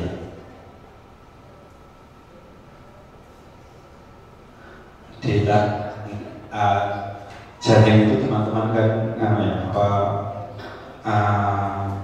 yang disebut tadi Pak Gali juga tadi dalam hal tadi Jatim itu ketika dia menari, yang ditransferkan rasa, yang dia nikmati itu tubuhnya, dia sudah tidak butuh lagi penonton. Persis katanya mungkin Dadi, saya sebenarnya presentasi saya itu mau saya tulis Dadi, saya itu kehilangan melihat Dadi di dalam festival tari itu. Tari itu hanya pertunjukan, kalau pakai kata tari itu pertunjukan teknik dan spektakel lah, lampunya dikelip-kelip, tata lantai gitu ya. Tapi Dadinya saya kehilangan. Di Jatim itu saya melihat Dadinya. Jadi pada dasarnya tari di tingkat warga itu ada yang namanya tadi pas narinya tadi ada sesi nari. Oke. Itu Dadi. Jadi entah apapun namanya tari atau apa, kok saya kira kita itu punya punya silakan tuh nanti mandek di nari yang tadi ini, punya unsur ritual tadi disebut ritual. Jadi ono Dadi dia kehilangan dirinya. Nah, klik sudah. Sebenarnya sama dengan orang sembahyang di sholat ya. Emangnya kalau sholat kita butuh penonton, tapi nyatanya banyak sekali yang datang setiap hari dongo. Jadi di dalam festival warga itu sering tari itu kehilangan Dadinya. Menurut tari tadi, kalau pertanyaannya kita tanyakan ke posisi tari di dalam masyarakat. Kalau di dalam masyarakat sudah jelas ya, tari di dalam penari itu loh, itu yang tidak jelas. Kalau di masyarakat jelas, mereka kalau Dadi itu juga butuh penonton, mereka semuanya terlibat. Dan pada kenyataannya festival itu menggairahkan gitu ya. Tadi kalau sampai apakah itu kehilangan hal-hal yang bersifat spiritual, nggak dibayar, orang dibayar ya ngaku aja, jadi jangan khawatir lah. Makanya Anda sebagai penari belum pernah dibayar itu, tolong tanyakan senior Anda ini, belum pernah nggak job. Penting. Itu yang pertama. Yang kedua, saya tetap juga Mas Bimo, kami itu pengelola festival Atas Awan Dieng yang jumlah pengunjungnya kami boleh menyebut 300.000. Uang yang beredar 35 miliar. Ini saya mau menyebut kira-kira apakah festival warga berbasis masyarakat itu bisa besar, bisa punya situs ekonomi atau dalam petik profesional, ya tentu saja bisa ya. Tapi pertanyaannya kan apakah itu bisa dengan sendirinya? Tentu saja tidak. Itu sebuah skill yang berbeda, harus ada tata kelola yang lain. Tapi pertanyaan yang paling mendasar, kita punya nggak sih kebudayaan festival sehingga nanti kalau ada tata kelola dari kelas menengah yang lebih metodis itu masuk, itu merusak enggak? Tadi kan kita ngomong soalnya kalau universitas masuk merusak kelihatannya jelek semua ya, nggak punya masa depan. Kalau gitu tuh besok Senin isi ditutup itu. Di Kalimantan Selatan tuh ada festival Tuan Guru yang pengunjungnya sudah hampir sama 300.000. Di Sumatera Barat itu juga Tabui juga sekitar 150.000 itu menggerakkan ya. Jadi mungkin mana saya balik, kita itu sebenarnya punya tradisi festival. Seperti di Latin Amerika itu punya tradisi yang besar, tradisi yang namanya Ramadan itu kan festival besarnya minta ampun ya. Tapi kita nggak pernah melihat itu sebagai festival, sehingga kelas menengah ilmuwan seperti kita ini menganggapnya itu bukan kekayaan. Yang disebut festival itu kan kalau panitia dihadiri Bapak Panikron itu festival. Kalau dihadiri Pak Sumejo kan nggak festival, sehingga ilmunya nggak berkembang.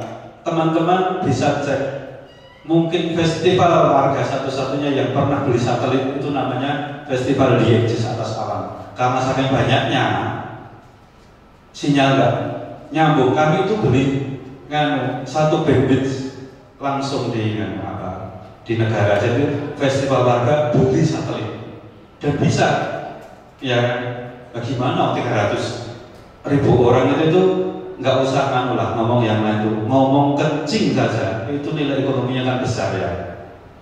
Apakah silang sengkarut? Jawabnya iya, yaitu peran kita menata itulah. Sesederhananya kayak gini lah. Sebenarnya bersih desa itu butuh state manager, nggak butuh itu dari dulu sampai sekarang. Saya kalau mau menyebut kayak gini, teman-teman bisa kalau ada waktu itu ada tahun 80 itu ada tulisan penjajah dan raja kayak kita ke sekolah itu ada yang penting di sana. Sederhananya kayak gini, kita waktu kecil kita nonton tukang lupis itu ya bentuknya kayak gitu ya. SMP ya kayak gitu, SMA kayak gitu, kita sampai nikah itu ya kayak gitu. Tapi kita melihat itu sebagai kebudayaan, sebagai kekayaan enggak gitu ya. Itu bukan peradaban, itu kemiskinan yang dipelihara ya. Seharusnya ada tata kelola di sana. Mungkin kita dari SD nonton tukang lupis kayak gitu. Jadi akumulasi uang di pasar kita itu sebenarnya banyak, tapi tidak ada tata kelola. Gambarannya kayak inilah. Seperti saya selalu berulang-ulang ngomong, kebudayaan kesenian kita itu seperti di meja ada taplak, lalu makanannya enak-enak itu, tapi kalau taplaknya kita angkat satu itu pada jatuh semua jadi rapuh. Ya itu saja pertanyaan ini disampaikan bukan untuk pembicara, disampaikan untuk kita kelas menengah ya. Kontribusi kita apa terhadap kebudayaan tradisi festival itu? Apakah bisa dinaikkan? Bisa, itu loh. Di Jakarta Festival itu bisa itu 35 miliar beredar dalam 3 hari. Ya, masih silang sengkaro dan lain-lain. Kita punya festival-festival tuh. Mas dari tadi kalau menyebut di penghasil Temanggung. Kalau Anda buat festival di Temanggung itu nggak usah buat proposal ya. Jadi yang diajarkan di kampus, kalau mau buat festival gimana? Pertama buat proposal itu salah kalau di Temanggung. Uang sudah ada, yang tidak ada tata kelola. Terima kasih.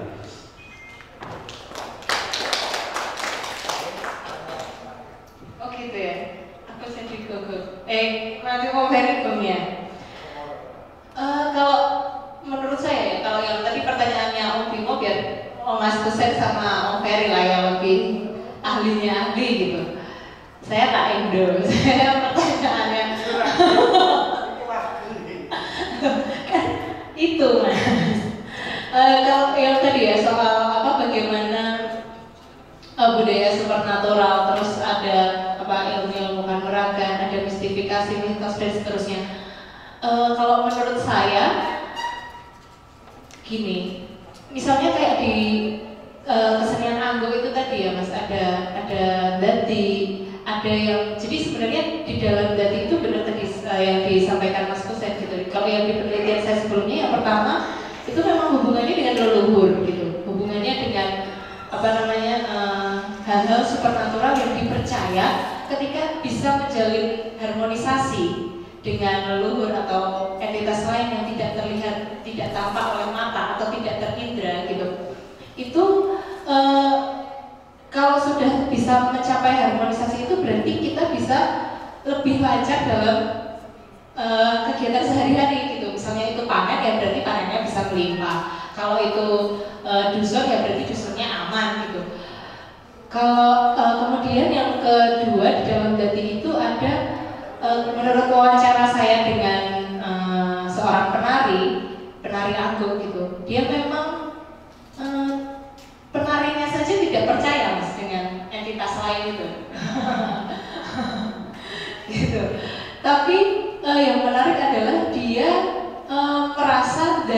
pas babak dadi itu, peristiwa itu dia melakukan dadi dan dia merasa itu seperti katarsis tadi. Jadi dia merasa apa? Dadi ini jadi peristiwa yang self healing gitu buat dia. Jadi ketika dia punya masalah, terus dia bisa mengekspresikan hal-hal yang mungkin membebani dia gitu melalui tarian gitu. Kemudian setelah menari dia merasa capek dan merasa lega tapi setelah itu gitu.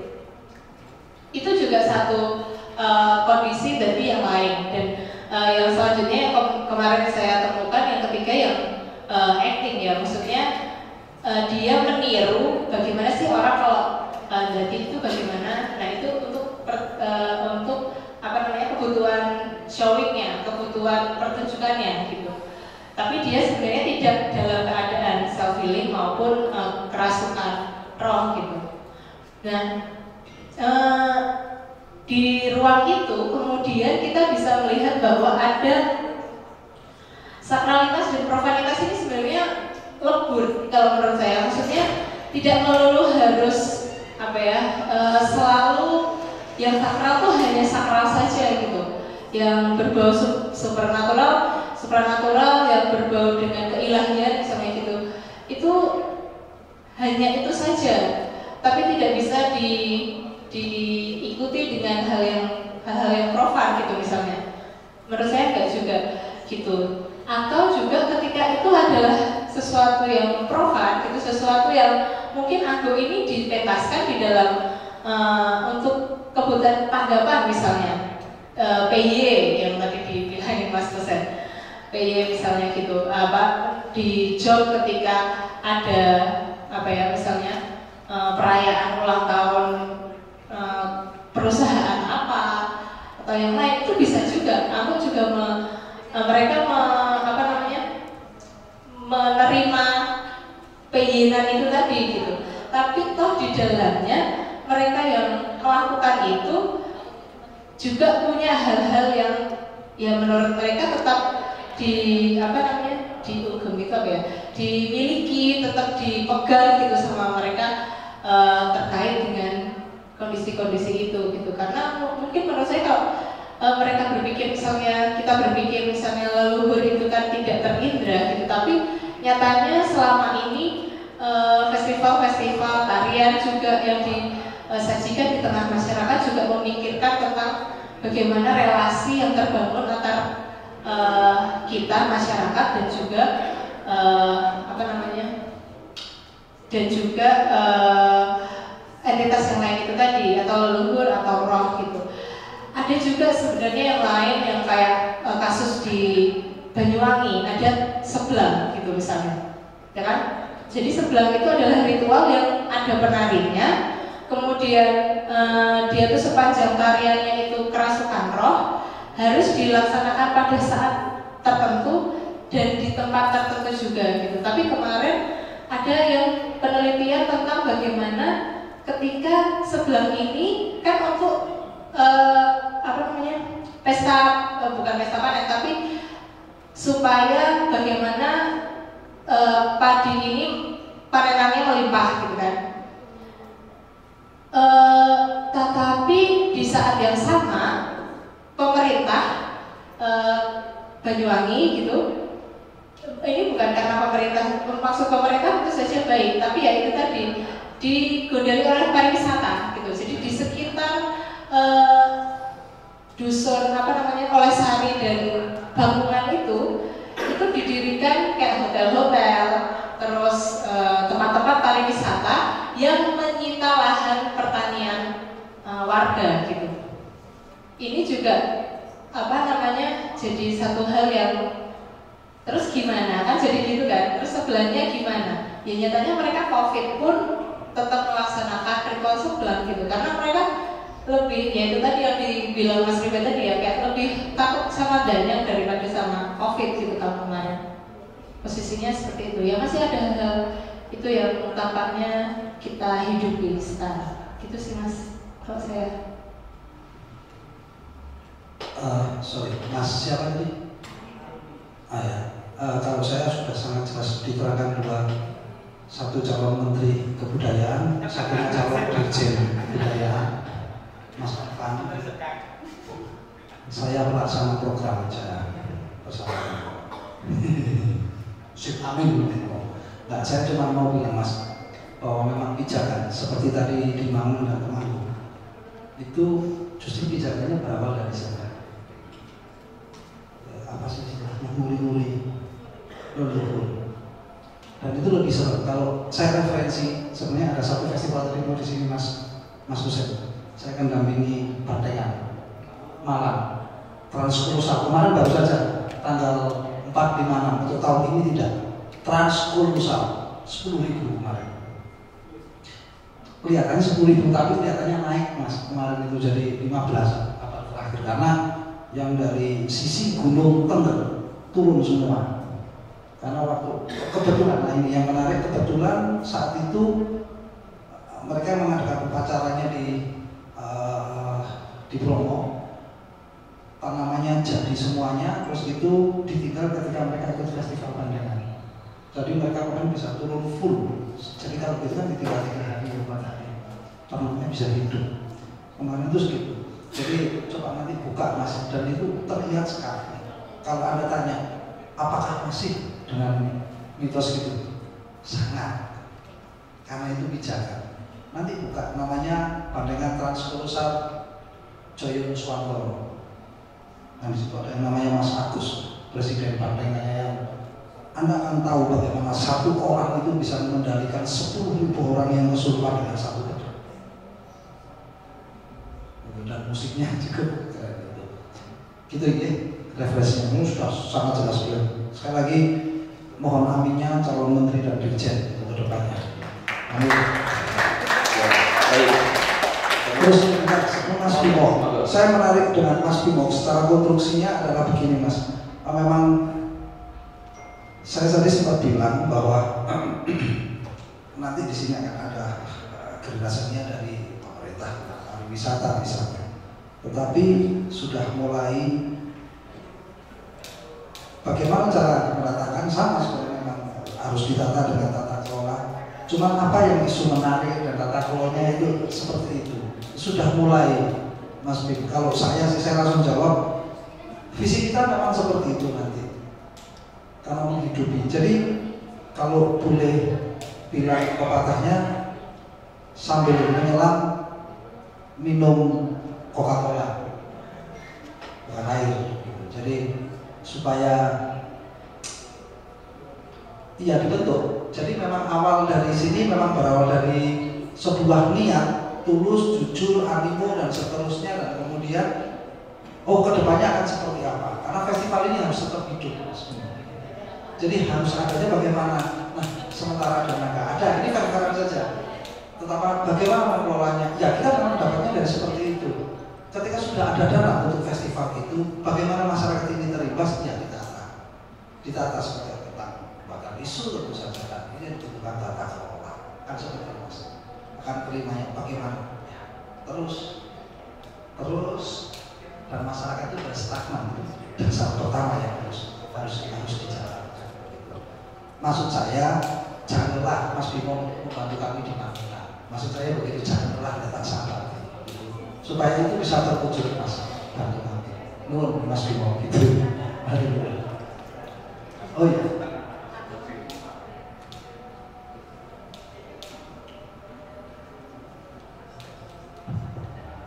Mas Bimo, saya mau nambah sedikit karena ini pertanyaannya juga pertanyaan saya Mas Bimo. Jadi menurut saya juga. Kalau tadi kan jawaban pertama tata kelola, yang paling bertanggung jawab siapa ya? Harus siapa lembaga pendidikan itu ya. Tapi saya mau cerita tentang Mas Bimo. Dari kecil, contoh kecil itu di RT kita itu kan kita punya pengalaman. Saya mohon maaf ya adik-adik, saya semoga cerita ini juga teman-teman punya referensinya. Di zaman saya itu RT itu punya aset yang namanya gelas, yang namanya tikar.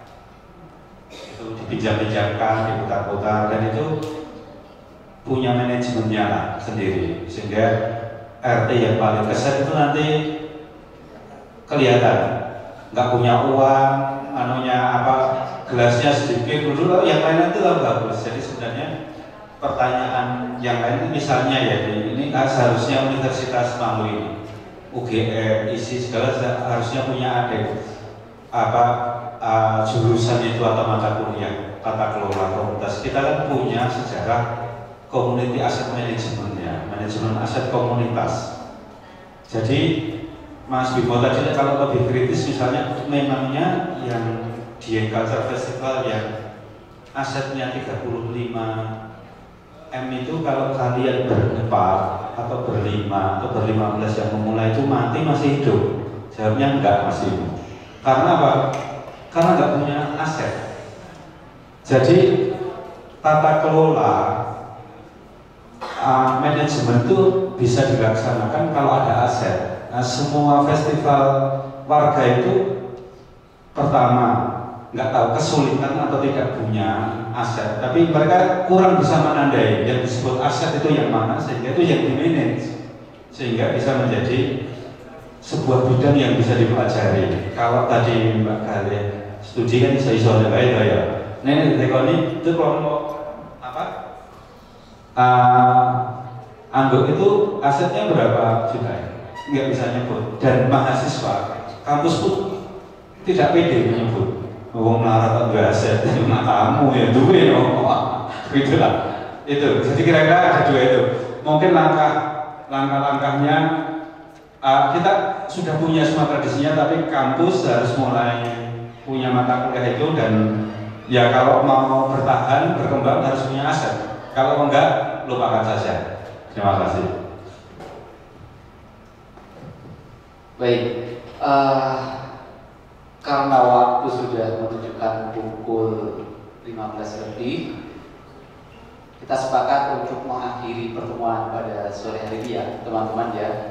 Ya, sebelum kita tutup, saya ingin menyimpulkan bahwa sedikit ya bahwa dalam diskusi ini posisialitas tari dalam festival durasi masyarakat, bahwa tari tidak hadir dalam ruang kosong ya teman-teman. Dia memiliki nilai tawar kepada masyarakat, memiliki nilai negosiasi kepada masyarakat, entah dia sebagai subjek atau menjadi objek dalam festival berbasis masyarakat khususnya. Dan tari sendiri memiliki peran tidak hanya sebagai hiasan dekorasi yang penuh warna rupa-rupa adanya di dalam masyarakat, tetapi tari juga bisa ngomong apa kepada masyarakat, ingin menyuarakan apa kepada masyarakat. Beri tepuk tangan untuk ketiga teman bincang kita. Terima kasih Mas Hussein, Mas Ferry. Kita bertemu lagi di ruang bincang seni berikutnya dengan topik dan tema yang mungkin lebih menarik dan lebih kekinian dalam politik. Saya Rifento Wijayanto, mohon maaf jika ada salah kata sebagai moderator. Saya akhiri. Assalamualaikum warahmatullahi wabarakatuh.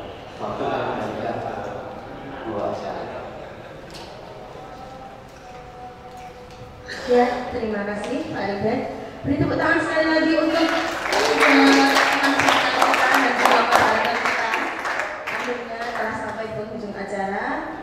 Marilah kita tutup bersama-sama dengan foto bersama.